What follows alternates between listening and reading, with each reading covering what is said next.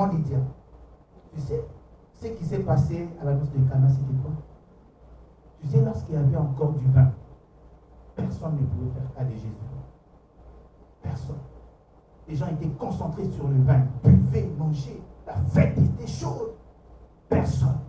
Mais tu sais, quand la crise du vin a frappé la fête, les gens ont commencé à retourner les regards vers Jésus. C'est lui qui est capable de transformer l'eau en vin. Jésus était là depuis longtemps avec son équipe de base. Parce que Jésus, quand il invite seul, attends-toi à amener 13. Quand il invite un Jésus, attends-toi qu'il vienne au nombre des 13 avec ses 12 derrière lui. Et à cette fête, quand Jésus était venu, les gens murmuraient, ah, on l'a vraiment invité. Il est venu avec une charge de 12 personnes. Il devait venir seul, mais lui ne comprend pas le principe de civiliser. L'invité n'invite pas. Mais ce monsieur, comment il se comporte? Il n'est pas encore intégré, il ne comprend pas comment on fait les choses ici. Il débarque comme ça avec 13 personnes. Et voilà maintenant le vin. Comment on va manger ici? Mais pendant qu'il était là, il était méprisé. Personne ne pouvait trouver de la place pour lui. Et il y avait du vin. Les gens buvaient, les gens mangeaient. Un seul Jésus invité, il amène 12. C'est pour te dire que si Jésus vient dans ta vie, il t'amène plus que ce que tu crois recevoir. À la fête, on s'attendait que Jésus vienne seul. C'est comme toi, quand tu reçois Jésus, tu t'attends seulement à lui. Non. Et quand Jésus vient, il amène 12 choses. Il amène la percée, l'élévation, l'excellence. Il apporte tout. Il ne vient jamais seul. Il vient toujours avec beaucoup de choses. Et quand c'était fini les vins, c'est alors qu'ils ont dit, allez faire ce qu'il vous demandera de faire. Bizarrement, c'est lui, quand il est venu, il était un sujet d'insultes et de critiques. Il est devenu le maître et le coordonnateur de la fête était devenu son serviteur. Pourquoi? Parce qu'il n'y avait pas de vin. Parfois, Dieu occasionne des crises dans nos vies. C'est juste pour nous aider à trouver de la place pour lui. Amen. Et souvent, quand tu traverses des moments de crise, ne pleure pas. Regarde si tu as encore de la place pour Dieu. Jésus avait souhaité, je crois même que c'est Jésus qui avait, je ne peux pas dire envoûter, Dieu ne peut pas envoûter. Le mot qu'il faut quand Dieu fait les choses, Dieu les avait incités à beaucoup boire pour finir plutôt le vin. Et puis après pour que les autres dépendent de lui. Si jamais tu es dans une crise, pose-toi la question, cette crise est liée ou est due parce que tu ne fais pas cas de Dieu ou c'est vraiment une crise qui est venue de manière ordinaire. Mais la plupart des fois pour nous les enfants de Dieu, quand il y a une crise qui vient, souvent c'est quand Dieu veut te dire, je veux maintenant avoir de la place.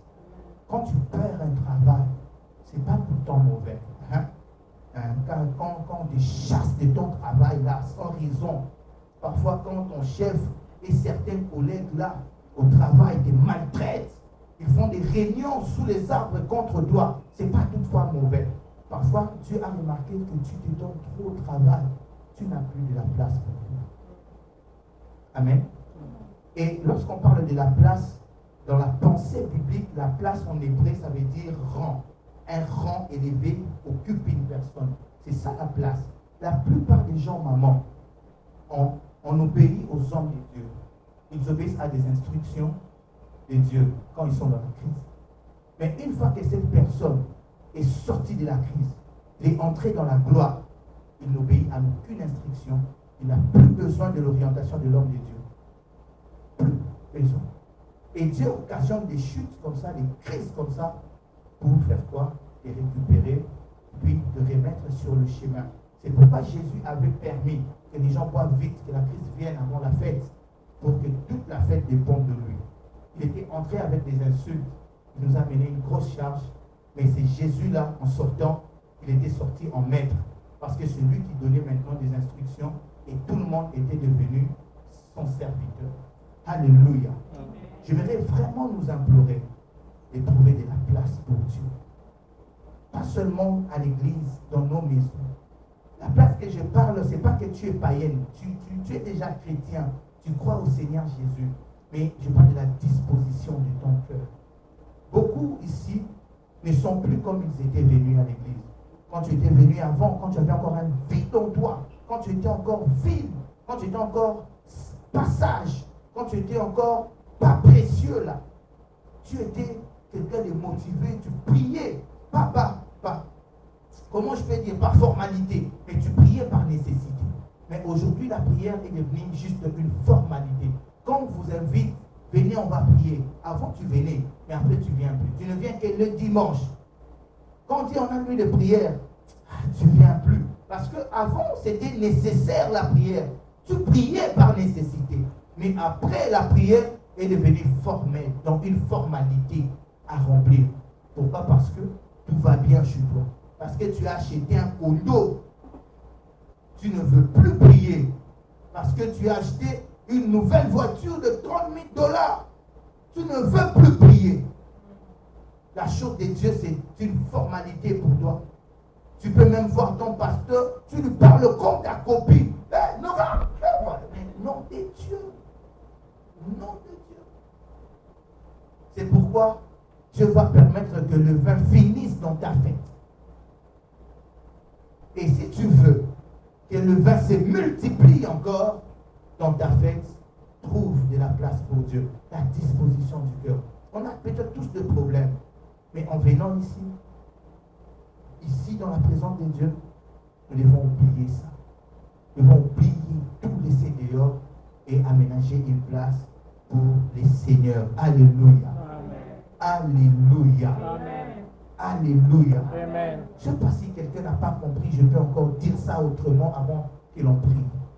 Est-ce que quelqu'un a compris quelque chose? Alléluia. Amen. Je disais que je ne prêche pas, je voulais parler la disposition du cœur. Quand tu viens jouer à la guitare, jouer à la batterie, chanter pour Dieu, est-ce que c'est vraiment avec un cœur disposé que tu fais cela? Ou tu le fais parce que c'est une tâche qu'on t'a donnée, c'est juste une formalité à remplir? Si je ne viens pas, je vais pénaliser les cultes. Non, si tu ne viens pas, les cultes ne sera pas pénalisé. On va prier. Dieu sera là. La chose de Dieu a commencé avant que tous ces instruments ne soient. Avant même que l'on soit créé, avant que l'homme ne soit créé, la chose de Dieu, le culte à l'honneur de Dieu a déjà existé. J'aime comme mon pasteur avait l'habitude de dire, nous ne sommes que des participants à la louange de sa gloire. Mais ce n'est pas nous qui sommes les auteurs de la gloire de Dieu. C'est-à-dire que si tu ne viens pas, tu ne vas rien pénaliser, tu ne vas pas empêcher la gloire de Dieu, parce que la gloire de Dieu existe sans nous. Mais quand tu viens, tu te donnes juste l'opportunité de participer à la louange de la gloire de Dieu. Nous devons en fait avoir un cœur disposé. Moi, quand je viens ici, c'est parce que j'ai un cœur disposé. Je viens prêcher ici parce que je ne veux pas te plaire. Je ne veux pas prêcher ici pour que tu m'admires. Je veux prêcher parce que je sens que mon cœur est disposé pour le faire. Et après ici, je sais que le Dieu de cette maison va affecter ma vie. Et la chose que je cherche, c'est Dieu-là sera mon pourvoyeur. J'aimerais nous exhorter de faire la chose de Dieu avec un cœur disposé. Sinon, si le frère Luc te blesse, tu ne viens plus jouer. Si moi je te blesse, tu ne viens plus prier. Si la servante de Dieu, notre maman, te choque, tu ne vas plus prier. Mais si ton cœur est disposé, ton cœur est là, rempli de ces désirs pour le Seigneur, même quand les hommes vont te choquer, tu seras toujours là. Tu seras toujours là. Alléluia. Alléluia. La disposition du cœur. C'est ce qui attire la présence de Dieu. Déjà, quand tu pries, tu parles même pas bien. Aucune parole de l'homme ne peut impressionner Dieu. Ce qui attire Dieu, c'est ta foi et la disposition de ton cœur. Quand Dieu trouve que ton cœur est disposé, même quand tu ne sais pas multiplier les paroles, le Seigneur vient habiter en toi. Mais même quand tu pries en bon français, tu pries en anglais, mais si ton cœur n'est pas disposé, Dieu ne viendra jamais t'écouter. Il ne viendra jamais habiter dans ton cœur. Parce que tu ne pries que pas de paroles, de vaines paroles. Mais au plus profond de ton cœur, il n'y a pas la présence de Dieu. Mais le plus important, ce n'est pas tes paroles, c'est la disposition de ton cœur. Et j'aimerais nous inviter à prier. Avant que je ne remette le micro, nous pouvons nous lever pour prier. Je n'ai vraiment pas besoin que tu cries. Je n'ai vraiment pas besoin que tu entres en outrance. Mais je veux plutôt que tu commences à checker ton cœur, à regarder vraiment ton cœur. Et commence à voir si au plus profond de toi, tu es ici parce que ton cœur est disposé. Commence à voir si au plus profond de toi, tu es ici parce que tu avais reçu un texto, parce que le frère, le responsable de l'évangélisation t'avait invité. Commence à voir si tu es là juste par amitié, parce que tu es habitué, ou tu es là vraiment parce que ton cœur est disposé dans la présence de Dieu. La Bible dit, le Seigneur, il regarde le cœur, il sonde le cœur et il habite nos cœurs. Commence à regarder. Et si tu trouves vraiment que ce n'est pas le cas, ce n'est pas parce que ton cœur est disposé, c'est juste parce que tu as été invité, c'est parce que tu as été convié, c'est juste parce que tu as eu la pression d'un frère, viens, et que tu es là pour lui faire du bien. Commence à dire, Seigneur, pardonne-moi. Commence à dire, Seigneur, pardonne-moi. Je suis venu m'amuser dans ta présence parce que mon cœur n'est pas disposé. Ne crie pas, parle calmement. Commence à dire, Seigneur, pardonne-moi. Ça fait 3 mois que je viens à l'église, mais mon cœur n'est pas disposé. Seigneur, pardonne-moi. Ça fait 2 ans que je suis à l'église, à côté de la servante de Dieu. Mais j'ai cessé de la regarder comme une servante de Dieu. Je la considère comme une femme normale. Je ne suis plus ses instructions. Seigneur, pardonne-moi, parce que mon cœur n'a pas été disposé. Et Seigneur, pardonne-moi. Je viens chanter parce que je vais juste combler un vide, mais pas parce que je viens te servir. Seigneur, pardonne-moi. Je viens intercéder juste par formalité. Mais Seigneur, c'est pendant que je dois intercéder avec mon cœur. Seigneur, pardonne-moi. Commence à dire à Dieu. Si tu peux commencer maintenant à parler. Si tu peux commencer maintenant à parler, dis Seigneur, pardonne-moi. J'étais négligent dans ton œuvre.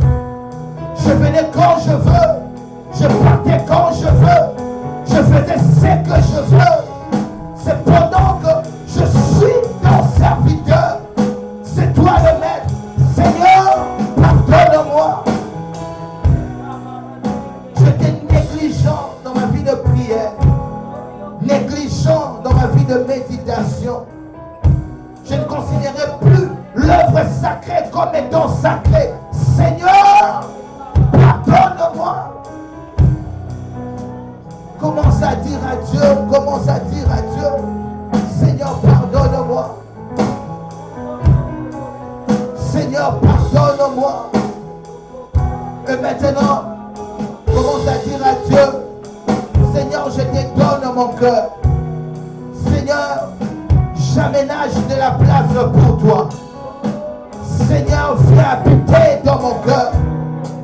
Je veux te servir, Seigneur, avec mon cœur. Commence à dire à Dieu, je veux que ton esprit habite en moi.